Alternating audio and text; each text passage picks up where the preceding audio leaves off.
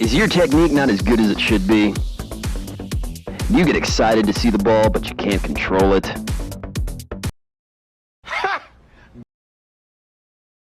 From the makers of the world-renowned Top 5 Nutmeg video, we bring you Mr. GOLUREMI'S patented technique training.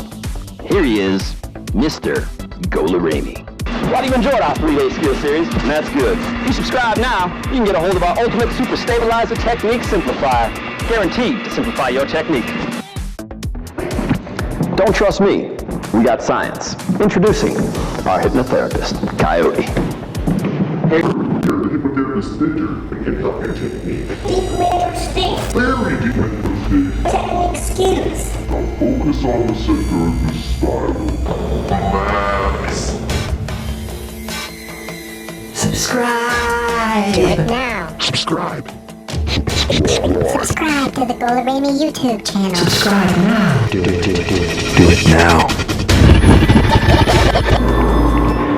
Alright guys, the technical aspect is the most important part of the game, which is why we've stressed it so much in the 21-day challenge. All the skills and tricks that you guys want to learn become 10 times easier when you have excellent technique. If you want to continue to evolve, and if you want to eventually also become a pro, you have to have good technique. So enjoy the training.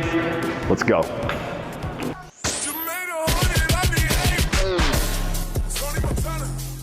Alright guys, this entire training session has been planned out for you. Whether you have a partner or you're going to train alone, we got you covered. As a pro, we'll have at least one session a week where technical training is heavily focused on. Growing up, these are the type of things that need to be done all the time. They can drastically change your game, if you're consistent.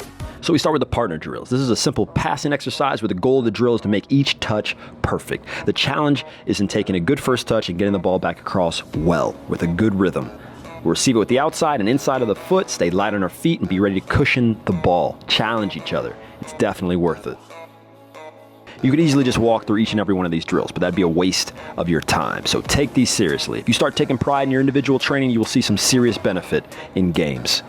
We start with one touch, hitting the ball back and moving quick from side to side. We transition that into popping the ball up and then hitting it back, all with the inside of our foot. Make sure that you're quick in between, but don't rush and start sacrificing accuracy. If you're not getting the ball back to your partner, then slow down. The most important thing here is to get it right and have proper form. We start now with full instep, hitting it back to our partner with one touch, and then popping it up and then volleying it into his hands. Deal with whatever toss they give you. If the ball pops out, adjust. It doesn't have to be perfect. You're gonna deal with a lot of this stuff in games. We'll stick with two touch as we move on to the thigh, and then eventually the chest. It's up to you whether you wanna use the inside of your foot or full instep to knock it back. Mix it up if you can, and we'll get the ball on the ground and start moving. Now you guys should recognize a couple of these from day 2. We'll do 3 variations of these because they get us tons of touches on the ball at a fast pace. And you can of course make your own. And I encourage you guys to do that because it will help you expand on your creativity. We start with the Cruyff, going back and forth, using both feet and move on to the Cruyff combo. Try to cover a little bit of ground with each movement by taking a touch in between. And we'll finish it off with this because it's the most dynamic and slightly more difficult than the others. Now, if you don't have a partner, then you know that the wall is your best friend, and you can virtually do the same training that we did with a teammate, or you can choose to do this if your level is solid. This is definitely the more challenging option because your touch has to be very good to keep the ball up.